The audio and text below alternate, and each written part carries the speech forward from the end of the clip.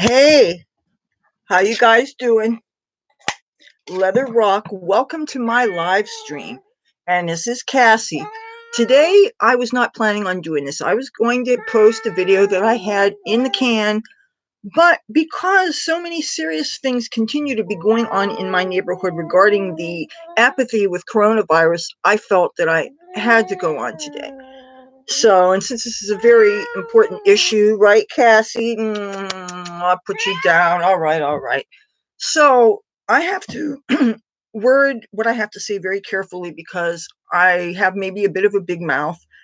And there's things that are going on in the city of Atlantic City that need to be addressed. And I'm afraid I can't be the one to really do it directly because I can't confront the people because I don't want my actions to inadvertently put people at risk who need certain goods and services. Obviously, if you're poor and you're hungry, you need access to food and supplies and different things. But that said, it is so important for those people and organizations that are supplying food and resources to people to make sure that people adhere to the Centers for Disease Control guidelines. And so I'm going to be disclosing some information about things that are going on in the city that I wish some authorities would do something about. Where do I begin? Without saying too much, well, I always say too much anyway. There are certain organizations which need to be nameless who are considered emergency services, and they supply people with hot meals and different things, usually Monday to Friday. And there are all kinds of activities they have which are very useful to the public and which need to continue. And I'm glad that there's government funding for them. That said, these same organizations, I really wish that they would police certain things, such as the lineup for these services that they give to these people. I'm going to tell you some of the things that I have personally seen with my own eyes. And I cannot document this because I don't want to violate the privacy of the people who are waiting to receive these services. I mean, half of them are probably homeless and they might not have benefit of being able to watch the news regularly like most of us, I'm assuming, do. I don't know about you guys, but I am glued to the cable news like practically 24/7. Fox News Channel is my preferred news outlet, but it's not the only one that I watch. But if you watch it 24/7, it indeed gives you a whole lot of scary information. When I see what's going on in New York City, and at least there, the people have a lick of sense. I have some friends who I keep in touch with who live in that area, and they have been posting some little snippets of videos on Facebook, for instance, showing how deserted many of the streets are. So if the people in New York City have a lick of sense, why can't the people here in Atlantic City? And if there are organizations which help to feed and clothe people, serve the homeless people, of which there are a lot here, like there are in any large urban area, why can't these organizations do something to make people stand 6 feet from each other in the line? This can be done. At least, well, my friends who live in California are telling me that there are organizations there that are enforcing the distance between people when they're waiting in line. Okay. And especially now, if you have a social service agency that has police department people on site, ostensibly to keep people from causing problems against each other or what have you, that's what I would guess. When I see a police officer, I think right away, you're going to be on your best behavior because there's a man or woman in uniform, right? So these are good cops. I mean, I'm sure they could do anything better with their spare time than to be watching over other people, but they're doing this out of the goodness of their heart, and they're good people. I've talked to them. That said, they're standing around watching these people that are not lined up, but are in lumps like seagulls. You know, when somebody drops a French fry on a boardwalk or something, you get a whole bunch of seabirds that'll converge on it and they'll fight amongst themselves, and they'll snatch the bigger one, will snatch the piece of food off the other one's mouth, whatever. Well, some people, not most, but some people were kind of like that in our human family. So you want somebody to do something about that. But when you have people that are literally all bunched up on top of each other, waiting in line for said services, I see that I see that with a number of agencies that serve poor and hungry people. And I know that you guys are short-staffed. I know that maybe you don't have as many people working out in the field. But that said, you got to realize that you are ignoring a very serious potential for the spread of the coronavirus. I see with my own eyes. In addition to this, I'm seeing other things, such as it seems to be that for all the things that are going on with this international crisis we're having, why is it that every drug dealer, crackhead, pimp, hooker, I see so many of them out and about? Yesterday was a beautiful day. I'm literally telling you, all day, there were people, you should have seen behavior that I saw, besides just blatant drug dealing. And I don't mean weed, I mean hardcore stuff. People were yelling and screaming. It was kind of a beautiful day yesterday. And I saw so many people gathered around, groups of 10 or more, people hugging, handshaking, high five, all that stuff. I saw a woman start to take her clothes off. She was wearing a tank top and pants, but she didn't have a bra on, and her tank top was a bit of a crop top, and she was falling out of it. She was wearing a sweatshirt, just the hoodie part on her head like a hat, with the rest of it like a train, like she was going to get married or something. And she was twerking on the corner, and somebody spanked her butt. I'm saying this in broad daylight. If you were walking with a family, which you shouldn't be walking outside anyway, you would have really gotten an eyeful. Uh, and I know that even if I saw something blatant, like serious, hardcore, damaging drug dealing and stuff, you know that by the time the cops got there, they'd be long gone. So so all you can really do is hope that they move on down the road. But and if you guys in these demographics want to kill yourselves off, I wouldn't care if it was guns. And I do believe in the Second Amendment, but if it was guns and they just wanted to shoot each other, and provided there was a way that no innocent people could be harmed, I'd say, you know what, good. Let God set it out. Go ahead, kill yourselves off. But you people who keep on violating the Centers for Disease Control mandates, breathing on each other, touching each other, no masks, which I know most of them are useless anyway, no rubber gloves, not even making an attempt to be safe. You're not the ones that are going to be at risk. You don't understand. It's going to be somebody's mother or grandmother. It could be my mother. I'm doing my best to stay the hell indoors. Even though I've gotten so many Facebook Live videos from some of my friends that decide to go, oh, it's a beautiful day and I'm going to go on the beach and I'm going to make a video. Look at you guys. You're all stuck indoors. It's safe out here. Well, guess what? The last time I was on the beach was when I made that makeup video last 2 Saturdays ago. And it was fairly empty when I started filming, but the last few minutes I was out there, it seemed like every other family in town figured out, oh my goodness, it's a nice day. I'm going to go out on the boardwalk. I'm going to go on the beach. Now, if everybody does that, you're still going to be swapping germs from people. They say 6 feet, maybe more like 10 feet. The airborne particles can remain before they finally hit the ground. And from what I'm seeing, people around here are not taking this seriously. And you can't tell me that all these people do not have access to cable TV. One thing I could say about being in this shitty little resort town, that some of you guys think that I love it. No, it's more of a love-hate relationship. You think if I couldn't get out to California in a heartbeat and get the hell out of here, I would.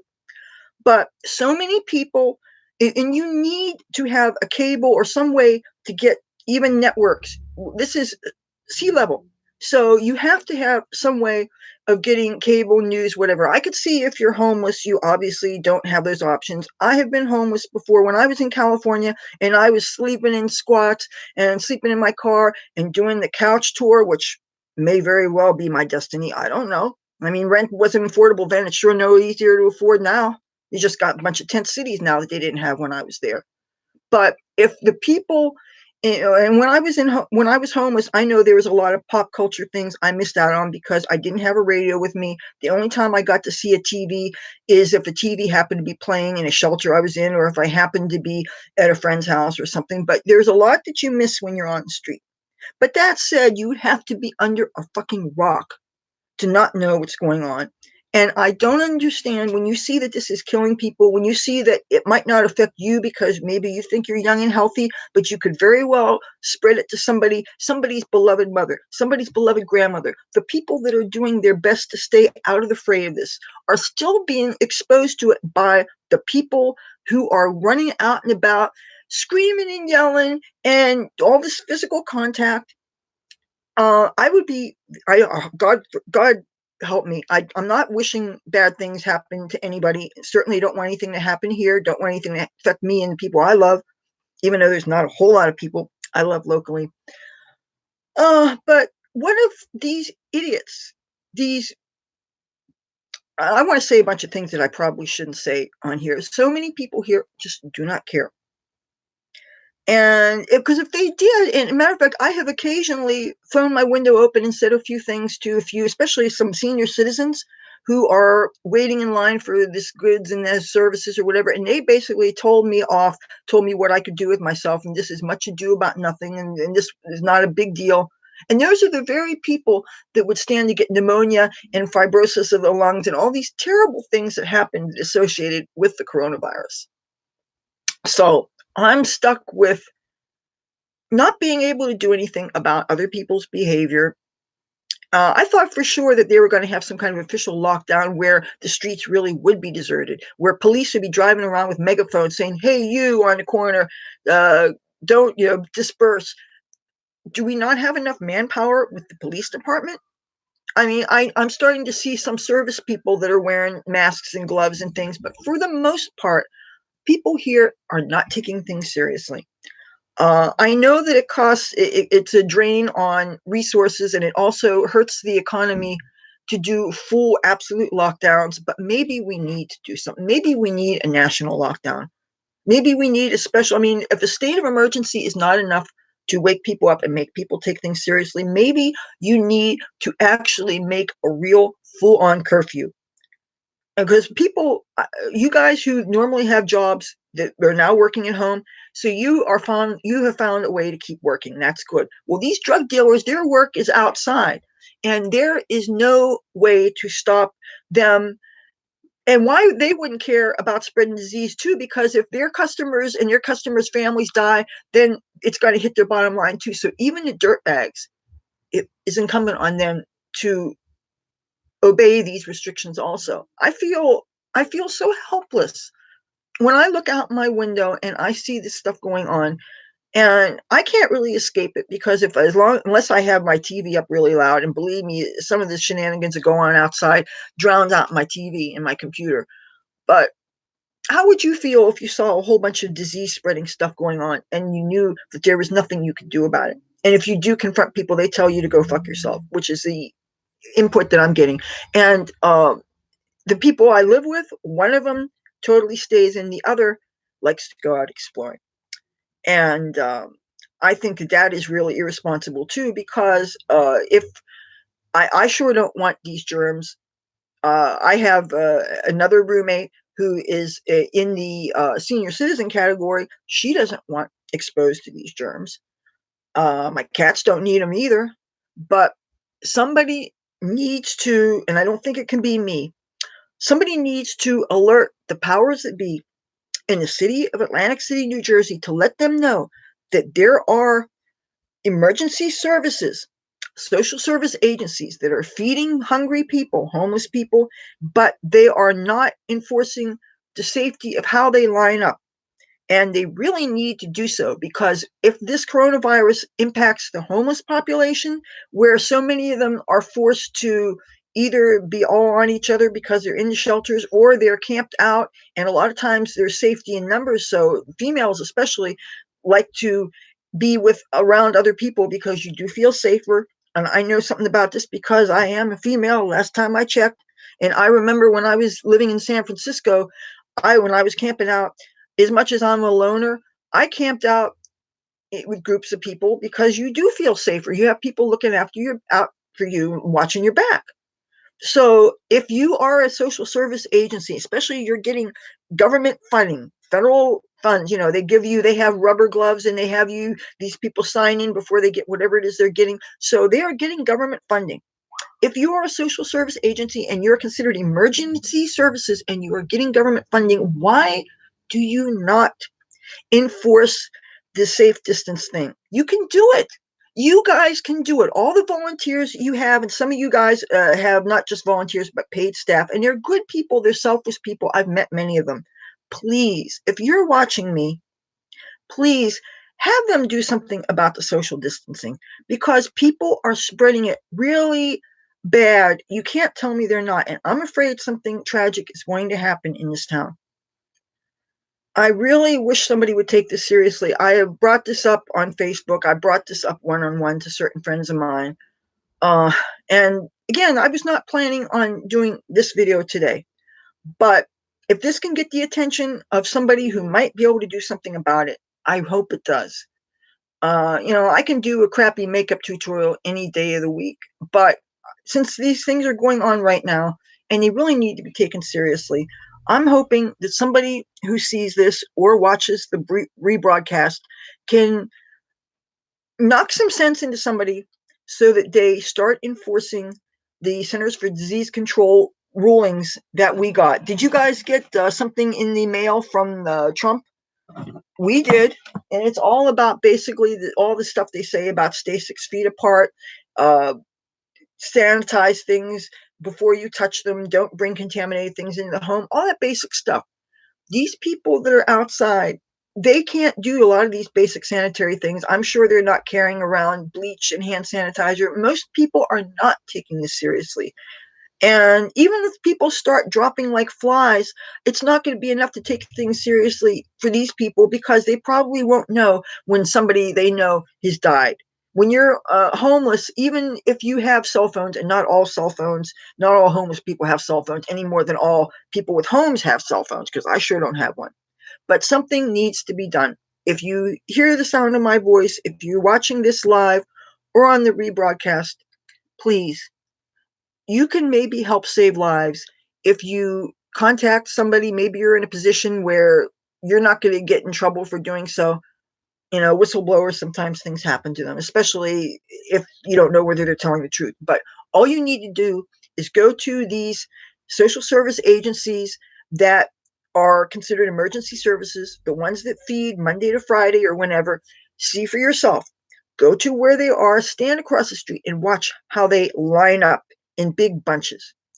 Monday through Friday, anytime from say 8:30 in the morning on till maybe 3 or 4 or whenever this is going on. Please, somebody's got to take it seriously. Okay, I guess I said what I have to say. Thank you for watching. You know what? I should have said something, so I will say hello and thanks for watching. All right. Take care of yourself. Thanks for watching. Please don't spread this disease. If it isn't you should be worried about, think of your mother or your grandmother or somebody's friend who is in one of these groups that is at high risk. The only way we could spread coronavirus is if each of us does our part. And that means, please stay home. Don't travel. Don't touch people. Don't get all up in their face. Don't spread this. Okay? That's what I have to say. Take care. And hopefully I will see you guys Tuesday. Bye.